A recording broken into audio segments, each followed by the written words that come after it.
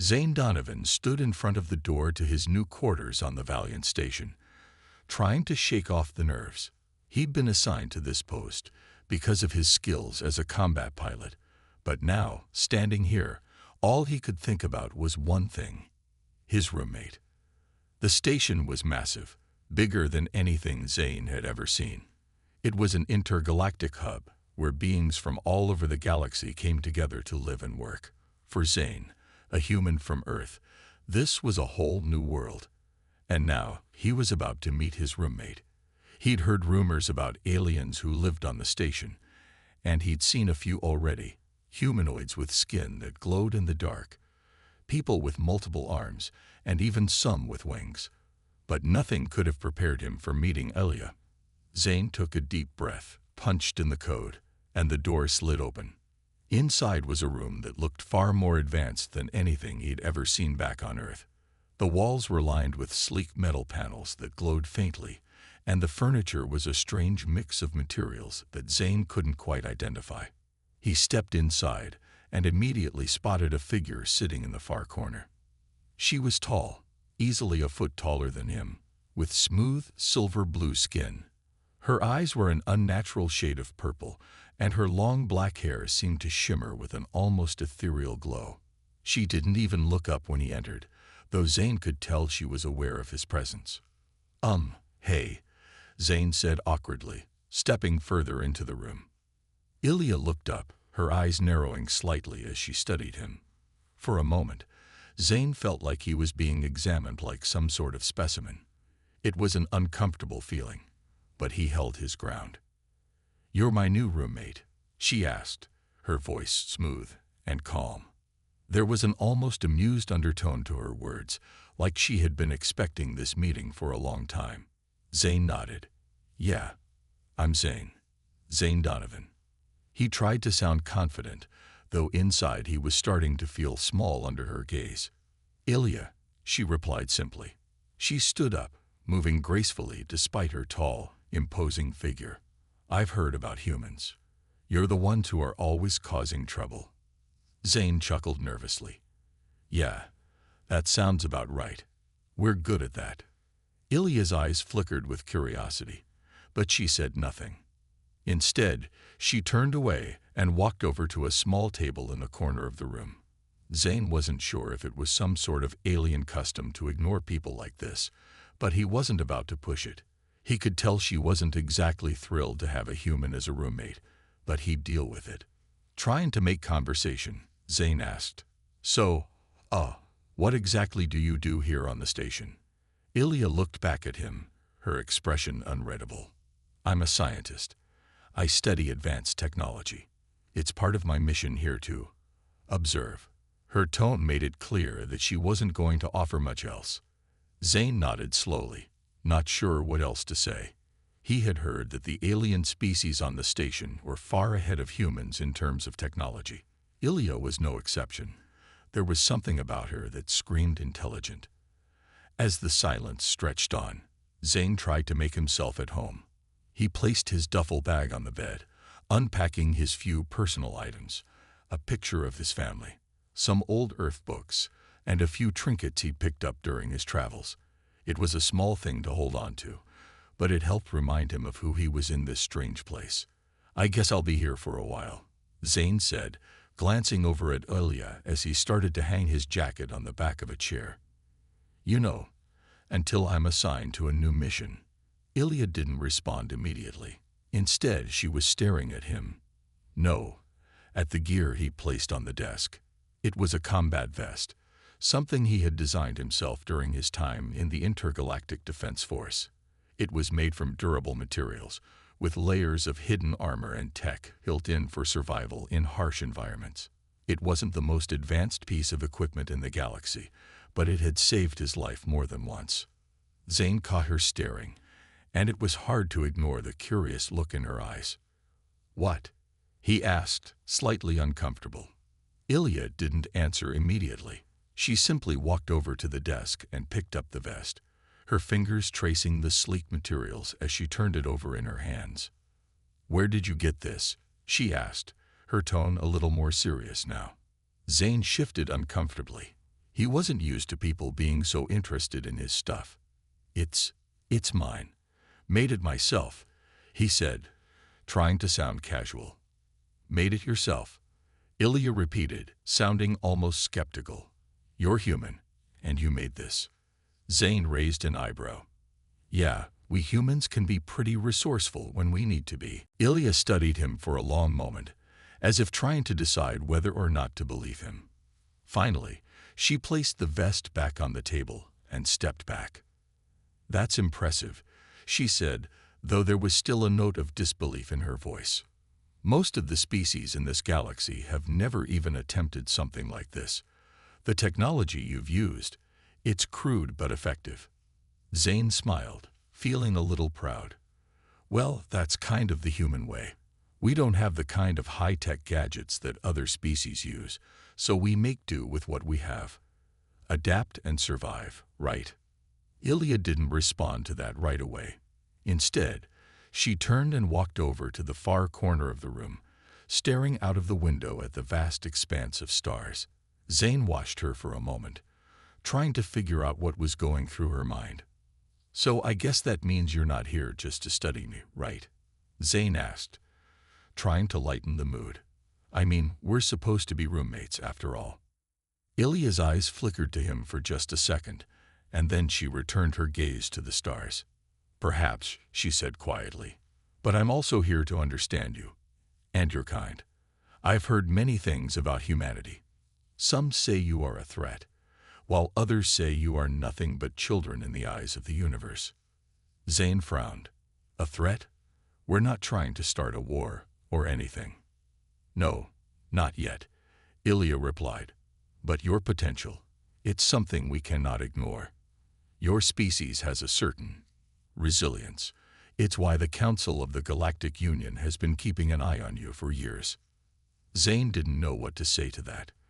The idea that humans were being watched, monitored, by the galaxy's most advanced civilizations was unsettling, to say the least.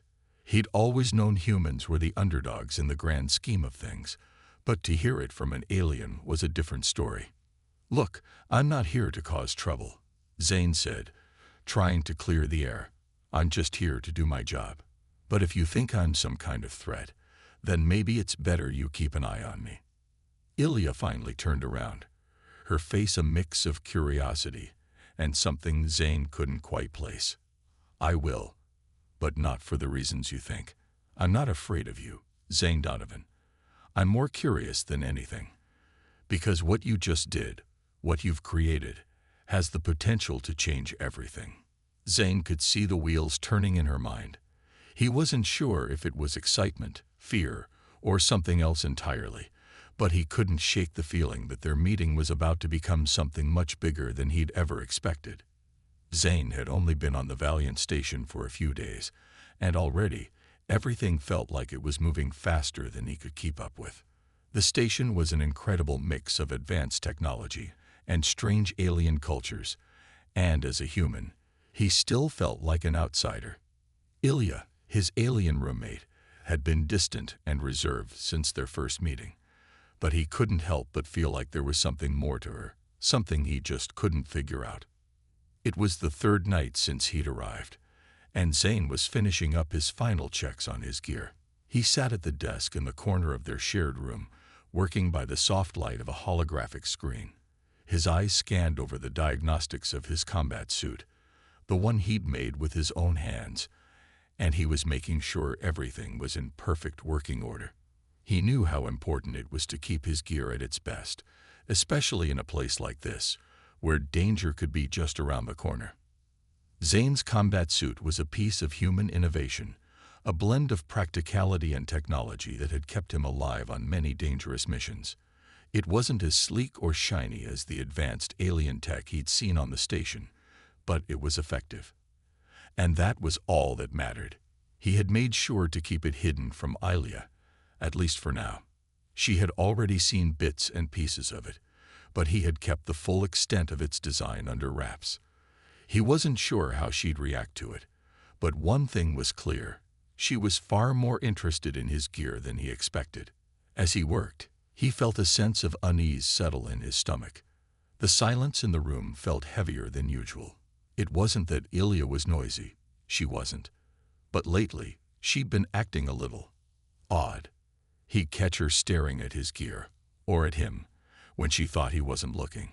It made him feel like there was something she wasn't telling him. And then, as if on cue, the room's door slid open. Ilya walked in, her usual calm expression unreadable. She glanced at Zane for a brief second before turning her attention to the desk. "What are you working on?" she asked, her voice still smooth, but with an edge of curiosity. Zane shrugged, not looking up from the screen. "Just checking the diagnostics on my suit. You know, making sure everything's in working order." Kieran nodded, a plan forming in his mind. They couldn't win this battle by brute force alone. They needed to outsmart the Ikran, just like they had done in the trial of intelligence. The command center was the key to their success. If they could disable it, the alien army would be thrown into disarray. "Marcus, Yara, you're with me," Kieran ordered. "The rest of you, keep them busy. We'll take out the command center." Without another word, Kieran, Yara, and Marcus sprinted toward the enemy lines, weaving in and out of cover as they made their way toward the center of the arena. The alien soldiers continued to pour out from the shadows, but the team moved with purpose, their eyes locked on the prize. As they approached the command center, they encountered more resistance. The Ikran soldiers were relentless, using advanced weapons and tactics to try and stop them.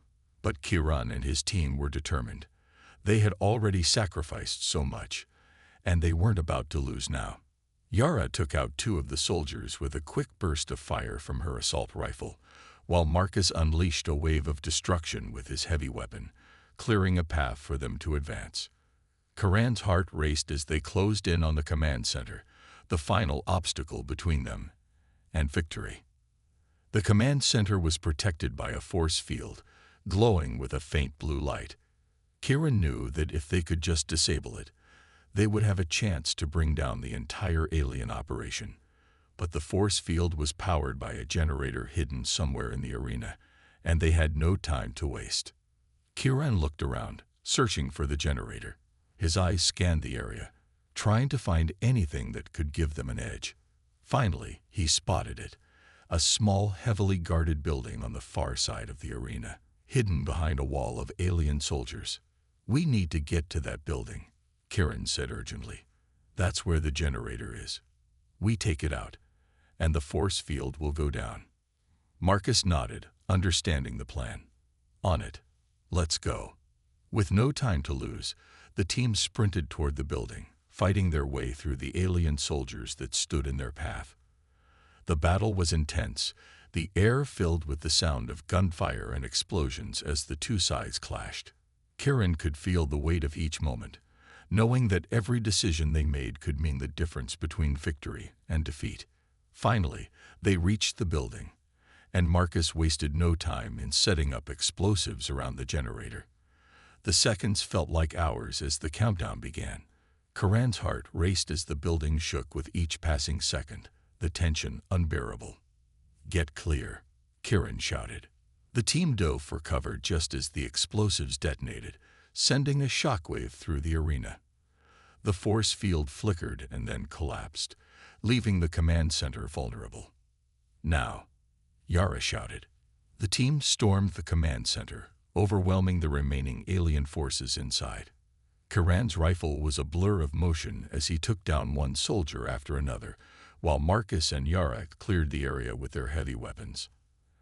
At last, they reached the heart of the command center, where the alien leader stood, waiting for them. The Ikran commander was tall and imposing, with glowing eyes and armor that seemed to shimmer with unnatural power. "You have done well, humans," the commander said, his voice deep and menacing. "But this is where your journey ends."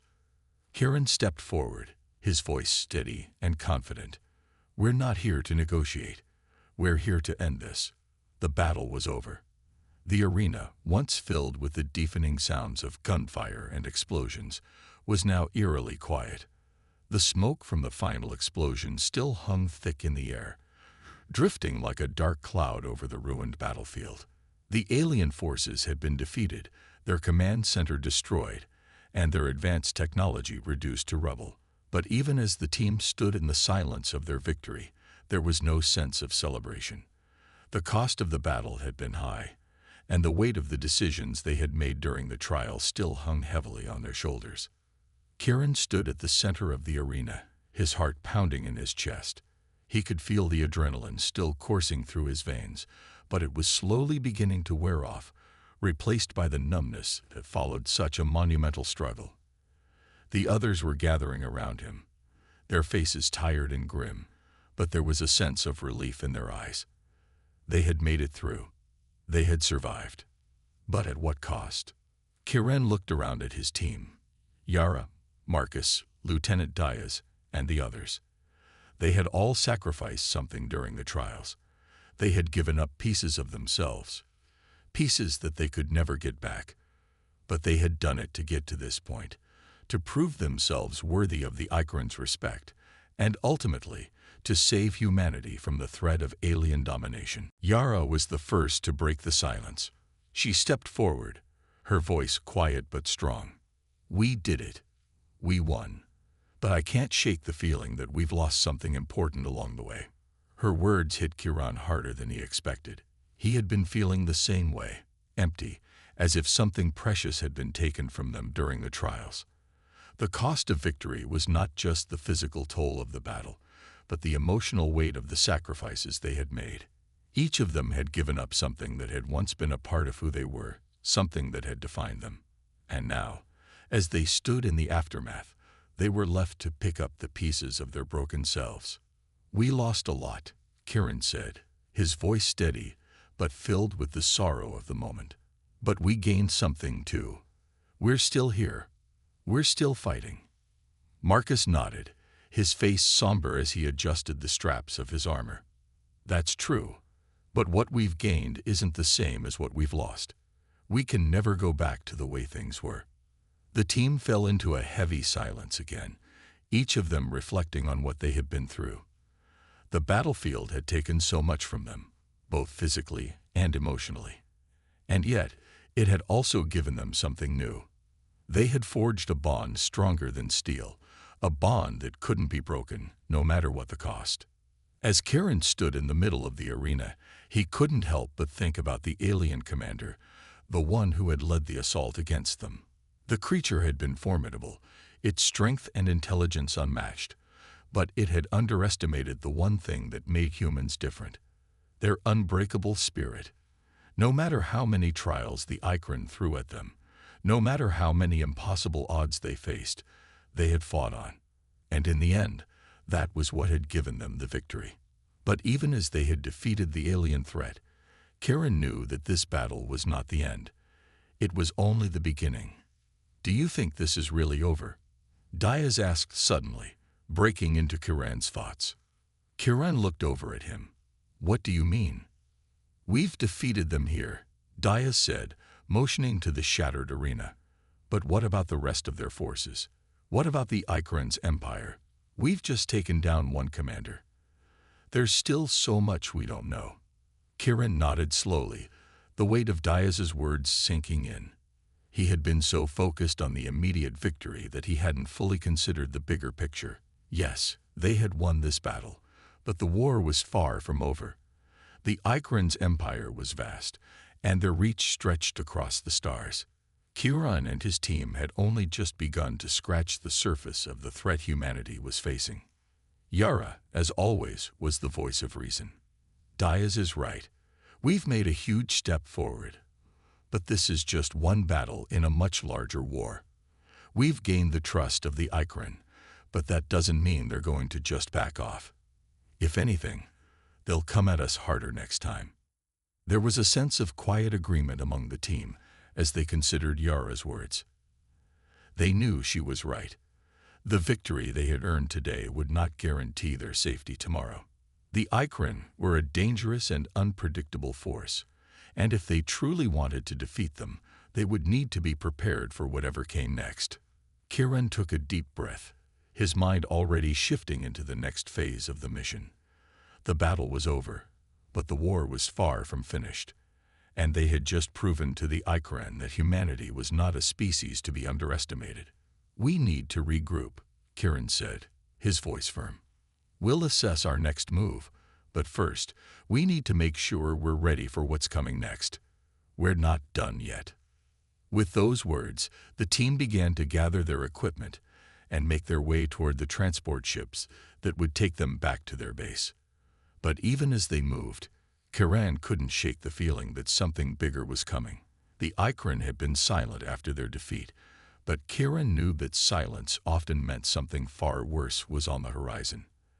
As the transport ships lifted off from the ruins of the arena, Kiran looked out the window, watching the wreckage of the battlefield fade into the distance. They had won, yes, but the victory felt hollow. There was so much more to do, so much more at stake, and Kiran knew, deep down, that the hardest part was still to come. The Ikran would not stop, and neither would he. The words hung in the air, filling Kiran with a mix of pride and apprehension. Yes, humanity had shown its strength, but there was so much they still didn't understand about the galaxy, about the true scope of the Ikran's empire, and about the other threats that lurked in the darkness. "Thank you, General," Kiran replied, his voice firm. "But we need to move forward. The Ikran are not the only threat we face. We need to prepare for everything, because we don't know what's out there." With that, Kiran and his team were led to their new command center, a high-tech facility that had been set up to monitor the progress of the war and to strategize for the future. It was a stark contrast to the primitive systems they had used in the early days of the conflict, a symbol of how far humanity had come. But as Kiran looked around the room, he couldn't shake the feeling that this was just a small piece of a much bigger puzzle. The future of humanity was uncertain, and the Ikran were just one of the many challenges they would have to face. Days turned into weeks as the team worked tirelessly to prepare for the next phase of the war. They trained, they strategized, and they gathered intelligence, all while the world around them changed. More and more alien species came to Earth, drawn by the Ikran's defeat. Some were allies, eager to offer support to the humans who had shown their strength. Others, however, were not so friendly. The galaxy was a dangerous place, and humanity's victory over the Ikran had put them on the map in a way they hadn't expected. But even as new allies and enemies arrived, one thing remained clear: humanity had entered a new era. The old world, the one they had known before the trials, was gone. They were no longer just humans on Earth. They were a part of something much bigger, a part of a galaxy full of challenges, allies and enemies alike. The war was far from over, but Kiran knew that humanity was ready. The trials had prepared them for this moment, had shown them that even in the face of overwhelming odds, they could fight, they could survive, and they could win. And with that, a new era had begun. The next challenge appeared, a series of interconnected pathways, each one leading to a different decision point. It was a maze, but not one made of walls. It was a mental maze, where each choice they made could either lead them closer to the solution or into a trap. The paths were invisible, and the team had to use their intuition and reasoning to find their way through. At first, it seemed easy. The team took the first few steps confidently, but soon they found themselves at a crossroads. They had no clear indication of which path was correct.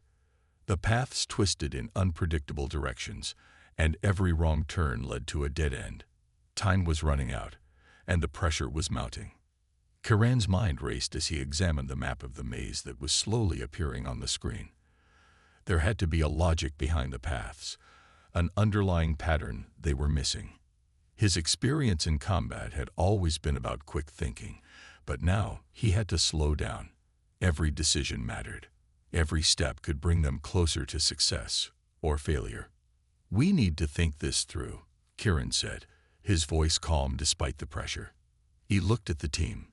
"No hasty decisions. We can't rush this. Let's map out each step before we move forward." Yara, still reeling from the earlier frustration, took a deep breath and nodded. "Right, Let's approach this logically. The team worked together, analyzing the map, discussing each potential path, and making careful decisions. They followed a series of clues hidden in the maze's design, small hints that the Ikran had left to test their intellect. After what felt like an eternity, they finally found the right sequence of paths. The screen flashed green, signaling that they had passed the second puzzle. The tension in the room eased slightly, but only for a moment. Rachel's voice returned, colder than before. You have solved the second puzzle, but the final challenge will be your greatest test yet. Prepare yourselves. The final challenge appeared before them, a complex series of interconnected riddles, each more difficult than the last. They had to solve each riddle in order to unlock the next one, and the answers were hidden in layers of symbolism and abstract concepts. This was not just about reasoning. It was about understanding the deeper meaning behind the questions.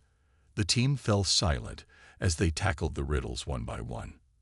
At first, it seemed impossible, the answers so deeply hidden that they almost felt out of reach. But Karen had learned over the years that the key to solving difficult problems was to look at them from different angles.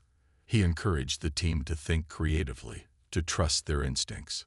Slowly, they began to unravel the riddles, each answer bringing them closer to victory.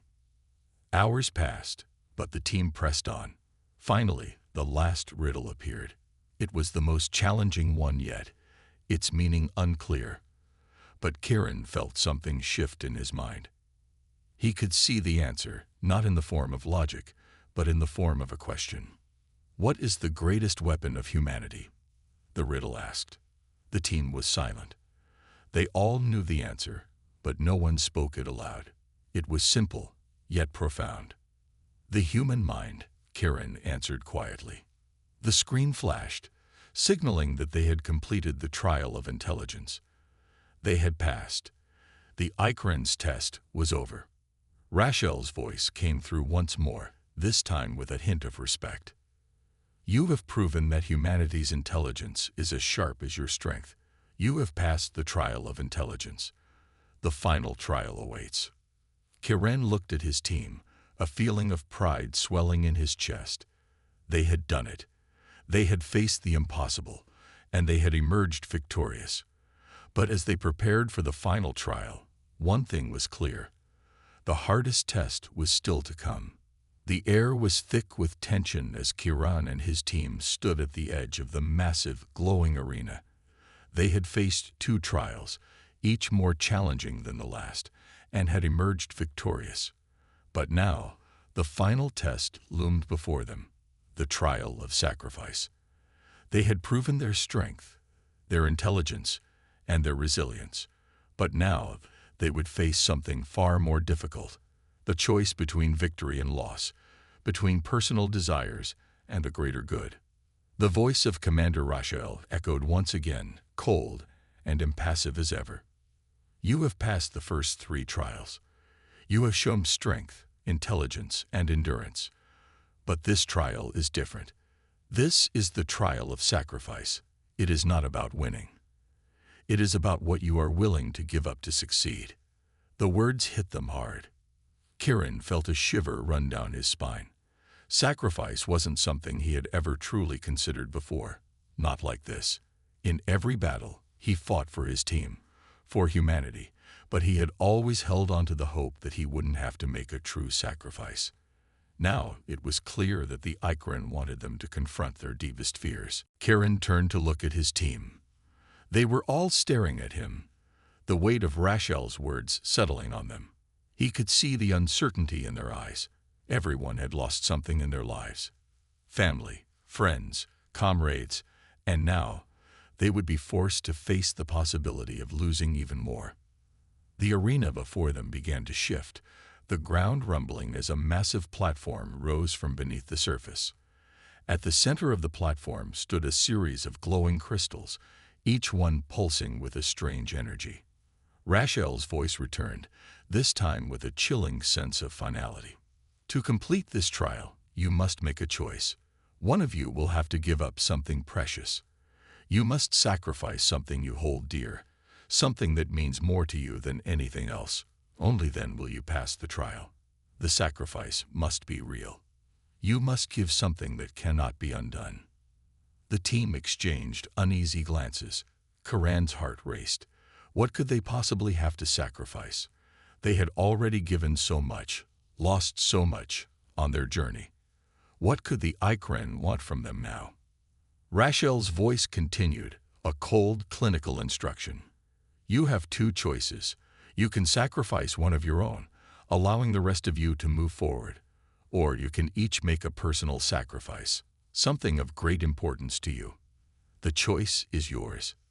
The words hung in the air, impossible to ignore. Kiran felt a wave of horror wash over him. Sacrificing one of their own was unimaginable. They had fought together, built together, and survived together. How could he ask any of them to give up their lives for the sake of this trial? But the alternative, sacrificing something personal, something that meant everything to them, was just as terrifying. Yara, the tactical genius of the team, was the first to speak. This isn't right, she said, her voice shaky with emotion. We've already given everything we have.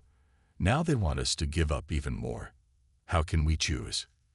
The others nodded, clearly struggling with the impossible decision they were being asked to make. Kiran felt his mind racing. He couldn't make this decision alone.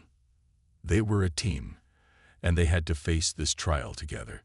But how could they decide what to sacrifice? How could they choose between one another or give up something so deeply personal? A deep silence filled the air as the team contemplated their options. The weight of the decision was unbearable. Kiran knew they couldn't escape it, though. They had to choose, and they had to do it now. The Ikren would not allow them to hesitate forever. The first to step forward was Lieutenant Marcus, the heavy weapons specialist. He had been with Kiran since the beginning, a trusted ally and friend. His broad shoulders were tense, his face hard with the strain of the decision before him. He didn't speak at first, but Kiran could see the struggle in his eyes. Marcus was a warrior, but even warriors had their limits. Finally, after what felt like an eternity, he spoke. I can't ask any of you to give up your lives, he said, his voice low and rough. But I can't lose anyone else. I'll make the sacrifice. I'll stay behind so you can move forward. Kiran's heart ached at the thought. Marcus was willing to die for the mission, for the team, for humanity. It was a noble sacrifice, one that showed the depth of his loyalty. But Kiran couldn't allow it. He couldn't accept it, not without considering every possible alternative. No, Kiran said firmly, shaking his head. We're in this together. We've made it this far, and we're not going to lose anyone now. We all have something to give, but we're not going to give up one of our own. Yara stepped forward, her eyes bright with determination. If we're not sacrificing one of us, then we each have to give something. It has to be something meaningful, something we can't get back, something that hurts. The team stood in silence again, each of them considering their personal sacrifices. It was difficult to think about, to imagine losing something so important, but Yara was right. If they couldn't sacrifice one of their own, they would have to give up something that meant everything to them. For Kiran, the decision was gut-wrenching. He had always valued the bonds he had with his team. They were his family, his reason for fighting. But what could he give up? His past, his future, his own life. After a long pause, he finally spoke. I'll sacrifice my connection to Earth, my memories of home. I can't forget what we're fighting for, but I'll let go of the past. I have to. It's the only way to keep moving forward. The others nodded slowly, understanding what he meant. It wasn't easy, but they each made their own choices. Yara sacrificed her personal ambition, the dream of becoming the top strategist in the military. Marcus gave up his memories of his wife and child. Each sacrifice was painful, but each one was necessary. As the final choices were made, the platform in front of them began to glow brighter. The crystals pulsed with a new energy, and the air around them shimmered with a strange otherworldly force. Rashel's voice returned, quieter now, as if acknowledging their sacrifices. You have passed the trial of sacrifice. Your willingness to give up what matters most to you has proven that you are worthy. The final trial is near. Prepare yourselves. Kiran looked around at his team, each of them standing taller now. Their sacrifices made. They had given something of themselves, but they had not given up. They were still fighting, still together. The final trial awaited them. And no matter what came next, Kiran knew one thing for sure. They would face it as a team. Nothing could break them. The air was thick with anticipation as Kiran and his team stood at the edge of the platform, the final trial looming before them. They had come so far, surviving the trials of strength, intelligence, and sacrifice. But the hardest part was still ahead. This would be the ultimate test, the final showdown, where everything they had learned and fought for would be put to the test. The fate of humanity rested on their shoulders. The arena was vast, stretching out into the distance with no clear end in sight. The ground beneath their feet was a strange alien material that pulsed with energy. A cold wind swept across the platform, carrying with it the distant sounds of machinery and the hum of unknown technology. Above them, the sky was dark, swirling with ominous clouds and flashing with bolts of lightning. It felt like they were standing on the edge of reality itself, on the brink of something unimaginable. The voice of Commander Rachel boomed over the speakers once again, but this time there was a sense of finality in her tone. You have proven yourselves worthy. You have faced the trials and shown your strength, intelligence, and ability to sacrifice. But now you face the ultimate challenge. The final showdown will test everything you have learned. Only one team will emerge victorious. The others will fall. The words hung in the air, heavy with meaning. Kiran could feel his heart pounding in his chest as the reality of the situation set in. They were no longer just fighting for survival. They were fighting for the future of humanity. The stakes had never been higher. As if on cue, the ground beneath them shook, and massive doors began to open across the arena. From the darkness beyond, a new force emerged. It was an army of alien soldiers, each one armed with weapons that glowed with deadly energy. Their armor was sleek and black, reflecting the lightning above like mirrors. They moved in perfect unison, their eyes glowing with an eerie light as they advanced toward Kiran and his team. Kiran's team immediately sprang into action. They had faced impossible odds before, but this time, the challenge was greater than anything they had encountered. There were too many of them, and they were too well equipped. The Ikran had pulled out all the stops for this final test, and Kiran knew they had no choice but to fight with everything they had. Hold the line, Kiran shouted, drawing his weapon. We fight together, or we don't fight at all. Yara, Marcus, and the rest of the team took their positions, each one preparing for the battle ahead. Yara's sharp eyes scanned the enemy lines, looking for weaknesses, while Marcus adjusted his heavy weapons, ready to unleash hell on the advancing forces.